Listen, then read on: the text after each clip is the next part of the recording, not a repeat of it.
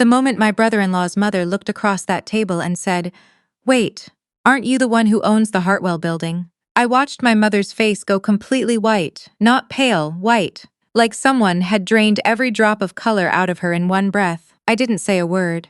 I just picked up my water glass, took a slow sip, and let the silence do what I never could. I should back up. My name is June. I'm 34 years old, and for as long as I can remember, my family has treated me like I was a problem they'd already given up solving. My younger sister Cassandra, Cass, was the one they'd built their whole identity around. She was the beauty, the social one, the one my mother dressed up and took to her book club friends to show off. "This is our Cassie," she'd say, beaming like Cass had invented sunlight. Then she'd notice me standing slightly behind her and add, almost as an afterthought, "And this is June. She does bookkeeping." The way she said bookkeeping, you'd think I was telling people I sorted trash for a living, which is funny, because the firm I built processes accounts for 11 commercial properties across British Columbia, one of which is a 17-story office tower in downtown Vancouver that my mother's dentist rents space in. But my family didn't know that. They didn't know much about my life at all, because somewhere around the time I turned 22 and didn't get into the law program my father had chosen for me, they'd quietly stopped asking. I moved out at 23, started doing contract accounting work from a one-bedroom apartment in East Van, living off rice and canned soup and the kind of stubborn energy that only exists when you have something to prove. My first real client was a small property management company run by a woman named Sandra who had zero patience for anyone who wasted her time and who paid on time every time and who eventually became my business partner. Sandra and I spent 5 years building what would become Aldercrest Property Services. We managed accounts, then we managed contracts, then slowly we started acquiring. It wasn't flashy, it wasn't fast, it was the kind of work where you show up at 7 in the morning and you're still at your desk at 10 at night and you tell yourself it matters. It did matter. By the time I was 31, Aldercrest had partial ownership stakes in 4 commercial properties and was managing accounts for 23 more. My name was on incorporation documents and shareholder agreements and lease contracts, but it wasn't on anything my family would ever think to Google. Because my family didn't Google me. Why would they? I was just June, the bookkeeper. My mother called me roughly 4 times a year, Christmas, Easter, Cass's birthday, and whenever something went wrong and they needed someone practical to handle it. I was good at handling things, that at least they acknowledged. So when my mother called me 18 months ago and said Cass was engaged, I said the right things. I asked the right questions. I sent a nice card. When she called 3 weeks later and said they wanted me to help plan the wedding, I should have said no. I know that now. But here's the thing about families like mine. They have a very specific way of asking for things that makes it nearly impossible to refuse. They don't say, "We need your help." They say, "You're so capable, June. You've always been the practical one." And somehow that's supposed to be a compliment, and somehow you let it work on you. And somehow 2 weeks later you're sitting in your mother's kitchen going through venue brochures while Cass holds up fabric swatches and asks you if you think the groom's family will like champagne beige or ivory. I told her champagne beige. She went with ivory. That's how most of my contributions to the wedding went. The groom's name was Elliot. He was 36, worked in commercial real estate, which I found quietly amusing, and seemed, from what I could tell, like a genuinely decent person. His family was from North Vancouver. His mother, Diane, was a senior partner at a financial advisory firm in the city. His father had retired early from something in logistics.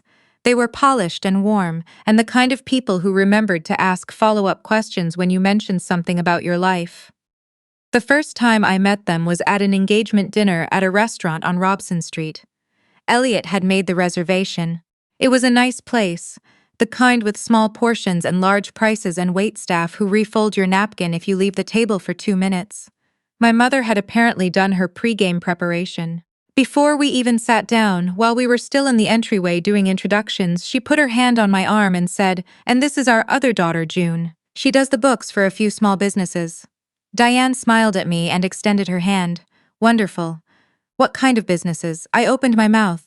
My mother answered first. "Oh, property stuff mostly. She works with a small company, nothing too complicated."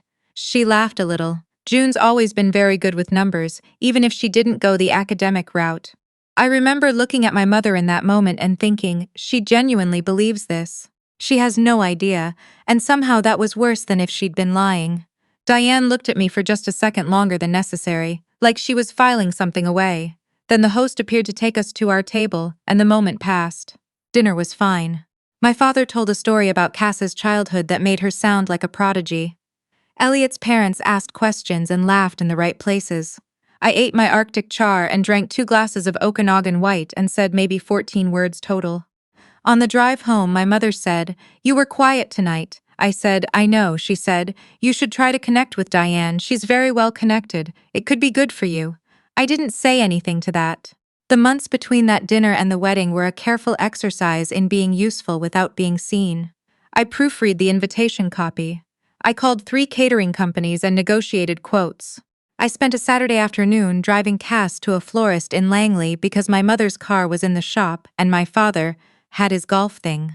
I did not complain about any of this. I just did it, the way I'd always done things, quietly, completely, without acknowledgement. About 4 months before the wedding, something happened that had nothing to do with any of it and everything to do with all of it. I was reviewing a credit report, routine stuff, part of a financing application we were putting together for a new property acquisition, when I found an account I didn't recognize. A line of credit opened 6 years ago, with a balance that had been run up and partially paid down and run up again. The address on the account was an old address of mine. The account was in my name. I sat there for a long time, then I called the bank. Then I called a second bank because it turned out there were 2 accounts, combined balance just under $19,000. Both opened when I was 24, both at addresses I'd actually lived at, both using my social insurance number. Someone had used my identity to open credit in my name. I didn't call my family. I called a lawyer instead, and I started being very careful about what I said to anyone while the investigation was ongoing. I won't tell you what I found exactly because some of it is still working its way through a process that doesn't move quickly. What I will tell you is that the investigation pointed towards someone who had access to my personal documents when I was young. Someone who knew my sin, someone who had been in my life for a long time. I kept showing up, I kept planning the wedding, I kept being useful, but I started paying closer attention. The venue Cass and Elliot had originally chosen fell through in February, a booking conflict the event coordinator had apparently missed for months. This was, according to my mother, a catastrophe. This was, according to me, solvable. Aldercrest had a property in Richmond, a heritage building we'd been gradually renovating, with a large ground-floor event space we'd recently finished. We'd been renting it out for corporate events and private functions. It had high ceilings, original hardwood floors, and a catering-ready kitchen. It was, objectively, one of the more beautiful spaces I'd ever been in. I made a call. The event space was available on the date they needed. I offered it. I did not tell them who owned the building. I told them I'd handled it through a connection, which was technically accurate. My mother cried with relief. Cass hugged me, one of the first real hugs she'd given me in years. My father shook my hand and said, "See, this is what you're good at, June. The practical stuff." I smiled and said, "Happy to help." The building staff knew me by name. I'd asked them to be professional and discreet when the family was there for setup visits. They were. No one mentioned my name in connection with the ownership. I had not explicitly told them to hide it. I'd simply said the client was my family, and the staff, who had been with Aldercrest long enough to understand how I operated, asked no questions. The morning of the wedding, I arrived at the venue 2 hours early. I walked the rooms with the event coordinator, a calm, efficient woman named Blythe, who I'd worked with on 3 previous bookings. I checked the table arrangements. I confirmed the catering timeline. I stood in the doorway of the main hall and looked at the light coming through the tall windows and thought, Cass is going to love this. She did. She arrived in a car with my mother and walked in and stopped in the entrance and put her hand over her mouth. "June," she said, "this is incredible." "I know," I said. I went to change into my dress. I'd bought it 6 weeks earlier from a boutique on South Granville, a deep forest green that my mother would have told me was too serious for a wedding, which is precisely why I'd bought it, and I'd said nothing about it to anyone. I did my own hair. I wore my grandmother's pearl earrings. When I came downstairs, as my mother looked at me and said, "Oh, that's very dark," I said, "I like it." She turned back to the florist. "The ceremony was beautiful," Elliot cried. Cass laughed at him crying, which made him laugh, and that was the moment the whole room exhaled and became something warm and real. Even I felt it. Whatever complicated feelings I carry about my family, I love my sister. That's always been true. The reception moved into the main hall, cocktail hour, tables filling up, the noise of 140 people getting comfortable together. I was seated at a table near the back, far from the head table, close to the doors, in the spot you put someone you needed to invite but didn't particularly want to display. My table companions were a great uncle I'd met twice, a childhood friend of Cass's who'd come in from Calgary, and two colleagues of my father's who mostly talked to each other. Diane was at the adjacent table with Elliot's extended family. At some point during the main course, she turned to say something to her husband and her eyes landed on me. She smiled, I smiled back. A few minutes later, she leaned slightly across the gap between our tables. "June," she said, "I keep meaning to ask. You mentioned property management at dinner back in the fall. What company did you say you worked with?" My mother was at the head table. She couldn't hear this, I said. "Aldercrest Property Services." Something shifted in Diane's expression. Subtle, the way someone's face moves when they're rearranging information they already have. "Aldercrest," she said slowly. "On Granville? Our main office, yes." She set down her fork, "The Hartwell Building. The one on Seymour." I held her gaze. "We have a partial stake in that property, yes." There was a pause. "My firm leases 3 floors in the Hartwell Building," she said. "I know," I said. "I recognized the name at dinner. I wasn't sure if you'd made the connection." She looked at me for a long moment, then she looked toward the head table, where my mother was laughing at something my father had said, then back at me. "Your mother introduced you as someone who does the books for a few small businesses," she said. "She did, and you didn't correct her." "No." Diane picked up her fork again. She cut a piece of her salmon. She looked across the room with an expression I couldn't fully read, somewhere between respect and something sharper. "Well," she said finally, "I suppose people see what they expect to see." "They usually do," I said. That was the moment my mother chose to look over from the head table. She saw me talking to Diane. I watched her register it, a flicker of something, maybe satisfaction that I was finally connecting. She gave me a small nod of approval. She had no idea what we were talking about. It was Elliot who changed everything, and he did it without knowing. About an hour later, he gave a toast. Not the official one, that was his best man, but a spontaneous one, mid-dessert, when he stood up with his champagne glass and said he had one more thing he wanted to say. He talked about Cass, about how she made him feel like himself. He talked about her family, my parents, how welcoming they'd been. And then he said, "And I have to say something about the venue, because I found out something tonight that I think everybody should know." My stomach tightened. When Cass and I lost our original booking, he said, "We were gutted. And somehow, June made this happen." But what I just found out, what Diane just told me, he glanced at his mother and she gave him a small nod, is that June didn't just find this space, she owns it. Or her company does. And she never said a word. The room went quiet, in that specific way rooms do when everyone realizes something is happening. Elliot looked directly at me. "So June, from all of us, thank you. For being the kind of person who does something like this and says nothing about it. I don't do well with being looked at by 140 people." I nodded and said, "Of course," and I looked at my champagne glass. At the head table, I watched my father frown slightly, the frown of a man trying to recalculate something. My mother had gone very still, not the good kind of still, the kind where someone is working very hard to keep their face doing the right thing. Cass was looking at me with an expression I had never seen on her face before. Not quite guilt, not quite wonder.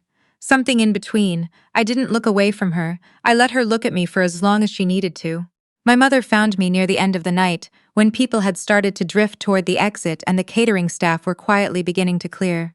"Why didn't you tell us?" she said. She wasn't angry. That surprised me. She sounded small, actually, like something had deflated. I thought about how to answer that honestly. "When would I have told you?" I said. "You hadn't asked me what I was doing with my life in about 4 years. She opened her mouth, closed it. "You introduced me to Elliot's family as someone who does the books for a few small businesses," I said. "I've been doing this for 11 years, Mom. We co-own 4 properties. We manage accounts for 23 more. I employ 9 people, and you introduced me as a bookkeeper." "I didn't know," she said. "I know you didn't know," I said. "That's kind of the whole point." She was quiet for a moment. Then she said, "I always thought you were doing fine. I was doing more than fine. Then why didn't you? Because you never asked." I said it gently as I could, and after a while, I stopped offering. She looked at me for a long time. I could see her trying to find the version of this conversation where she wasn't the one who'd missed something enormous about her own daughter. I don't think she found it. Behind her, the hall was slowly emptying. The lights over the dance floor had been turned down. Somewhere near the bar, my father was having what looked like a careful conversation with Elliot's father. Diane was at the coat check talking to a woman I didn't know, and she caught my eye across the room and held it for a second before she looked away. I picked up my coat from the chair where I'd left it. It was a beautiful wedding, I said. Cass was radiant. My mother nodded. She reached out and touched my arm just briefly, just her hand on my sleeve for a moment. It was not an apology, it was not an explanation, but it was something. I walked out through the main doors and into the cool night air. The parking lot was lit with those amber street lamps that make everything look like a photograph. Sandra had texted me 3 times during dinner, nothing urgent, just updates on a financing term we were negotiating on a Burnaby property. I wrote back that I'd call her Monday. I sat in my car for a while before starting it. I thought about the look on Diane's face when she'd made the connection. I thought about Elliot standing up with his champagne glass, not knowing he was handing me the thing I hadn't known how to hand myself. I thought about Cass looking at me across the room with that expression I'd never seen before.